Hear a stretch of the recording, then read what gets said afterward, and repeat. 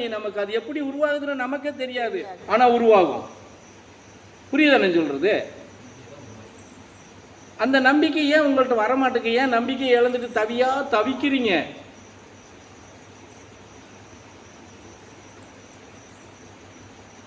சொல்லுங்க. இப்போவாது 10 பேர் இருக்கிறீங்க, என்ன சாமி ஏதோ 5 10 சொல்லி இப்படி 50,000 10,000 1 லட்சமோ வசூல் பண்றேன் உங்கள்கிட்ட. இதே 2 வருஷத்துக்கு முன்னாடி யார் இருந்தா?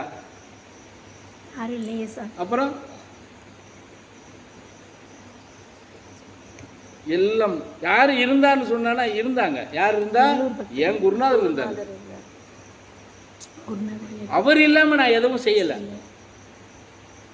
பகவான் கணக்கம்பட்டிக்காரர் இல்லாம நான் எதுவும் செய்யல. அந்த நம்பிக்கை ஏன் உங்களுக்கு இருக்க மாட்டேங்குன்னு தான் நான் கேட்கிறேன். அதுதான் சொல்றேன். இந்த பரதேசினுடைய இதை நீங்க கவனிச்சாலே நீங்க உங்களுக்குள்ள மாற்றத்தை கொண்டு வரலாமே.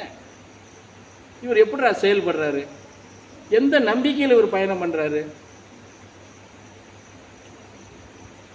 யோசிக்கணும்ல. எப்போது யோசிச்சிருக்கீங்களா? இன்னும் கீழே இறங்கிறப்பா, இதெல்லாம் விட்டுருப்பா.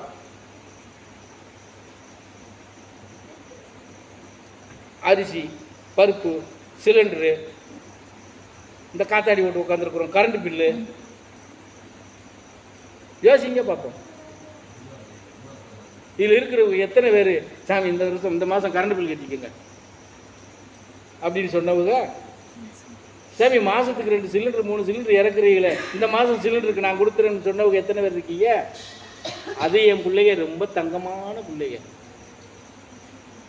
சிலிண்டர் காலி ஆகுதுன்னா 2 நாளைக்கு முன்னாடிலாம் சொல்ல மாட்டாங்க. காலி பண்ணி தூக்கி வச்சுட்டு, சாமி 3 சிலிண்டர் காலி ஆயிடுச்சு சாமி. ஏம்மா இப்போ பொங்குறதுக்கு சிலிண்டர் இருக்காருன்னா 1/2 சிலிண்டர் இருக்கு சாமி. எப்படி? அப்படி பிள்ளைங்க நீங்க. இப்போ இந்த லட்சணத்துல தானே நீங்க குடும்பத்தில் கூட நடத்துவீங்க. அப்பைக்கப்போ பையன் தூக்கிட்டு ஓடுறது கடைக்கு இல்லையா? 1/2 கிலோ அரிசி வாங்குறதுக்கு, 1/4 கிலோ பருப்பு வாங்குறதுக்கு, பச்சை மிளகா வாங்குறதுக்கு.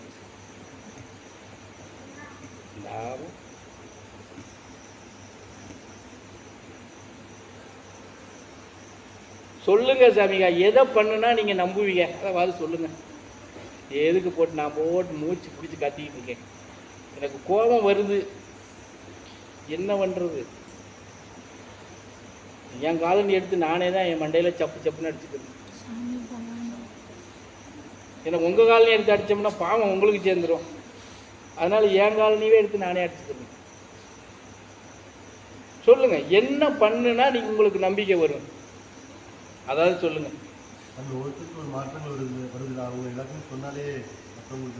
நீங்க தான் சொல்ல மாட்டீங்கல்ல. பொண்டாட்டி புருஷனுக்கு சொல்ல மாட்டா, புருஷன் பொண்டாட்டிக்கு சொல்ல மாட்டா, புருஷனும் பொண்டாட்டியும் பிள்ளைக்கு சொல்ல மாட்டா. பிற எப்படி மாறுறது?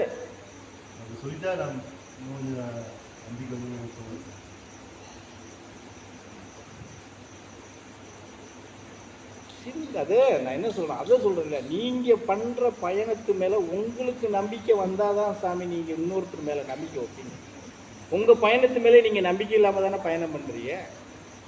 ஏதோ போறோம், அமாவாசை பௌர்ணமி.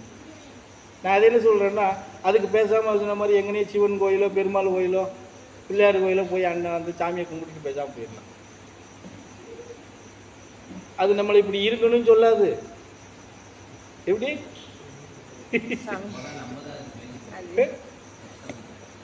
எதுவுமே சொல்லாது இல்லை. நம்ம வாட்டுக்கு போனோமா, சாமியை கும்பிட்டோமா. அது காலையில் போனால் தான் பிள்ளையார் கோயில் எனக்கு வந்து உருண்டை கொடுப்பாங்க, அதுவும் கொடுக்க மாட்டாங்க. என்ன சிலுத்தூரில் வேணால் அந்த 1 மாதம் கொடுப்பாங்கன்னு நினைக்கிறேன், மார்கழி மாதம். அப்படியாவது சொல்லுங்க, உங்கள் மனசில் தோன்றதை சொல்லுங்களேன். இப்படி பண்ணுனா எங்களுக்கு சரியாக வரும் சாமினா சொல்லுங்களேன். நான் கூட முயற்சி பண்ணி பார்க்கறேன், என்னையே மாற்றிக்கிறேன்ப்பா உங்களுக்காக. எதுக்கு உங்களை மாறுங்கிறத நான் உங்களுக்காக மாறிக்கிறேன். சொல்லுங்க. ஆனால் நீங்கள் சொல்கிற விஷயம் சரியான விஷயமா இருந்தால் தான் நான் மாறுவேன், இல்லைன்னா நான் மாற மாட்டேன். அதுவும் பார்த்துக்கோங்க. சரி சாமி நீங்கள் மாறிக்கிறேன்னு சொன்னீங்கல்ல அப்படின்லாம் சொல்லக்கூடாது. நான் தெளிவாக சொல்லிடுறேன். சொல்லுங்க. மண்டையில் போடுறா ஓங்கி ஒரு போடு சட்டாருன்னு. அப்படி தூக்கம்ங்கிறது உனக்கு எப்பவுமே போகாதாயா? சௌரியமா இருக்கும்போதும் தூங்குற, சங்கடத்துல இருக்கும்போதும் தூங்குற.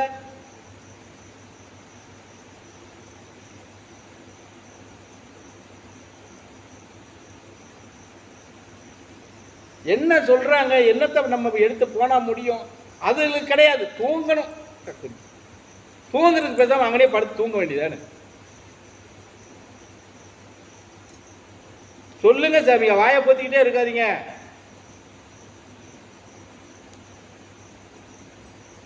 உங்களுக்காக நான் என்ன எப்படி மாறணும் அதாவது சொல்லுங்க. சரியா சொல்றீங்களான்னு பார்ப்போம்.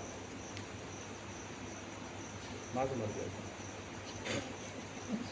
இப்போவே பிறகு இருக்கோம். காலை விரிச்சுக்கிட்டு உட்காந்துருக்கேன். துப்பு கட்ட சிரிக்கும் மேல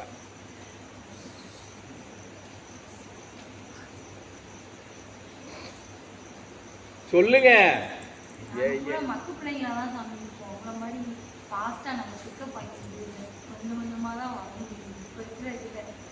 மக்கு புள்ளியா இருக்கிறவங்க எத்தனை பேர் கையை தூக்குங்க.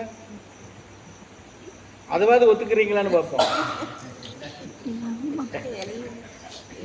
கல்யாணம் முடிச்சவங்களாம் தூக்கலாம். ஏன்னா அவங்கள்ட்ட தான் திருப்பி நான் கேள்வி கேட்பேன். நல்லா நீ கையை தூக்கக்கூடாதுன்னு சொல்லி. நீ கல்யாணம் முடிச்சிருக்க, கல்யாணம் முடிச்சவங்க மக்கு புள்ளியா இருக்கிறவங்களாம் தூக்குங்க. சும்மா தூக்குங்க. அது தெளிவா இருக்கா ஒரு ஒருத்தி. 1 2 3 4 5 6 7. நீ ஏன் தூக்கியும் தூக்காமையும் வச்சுக்கிட்டு இருக்க?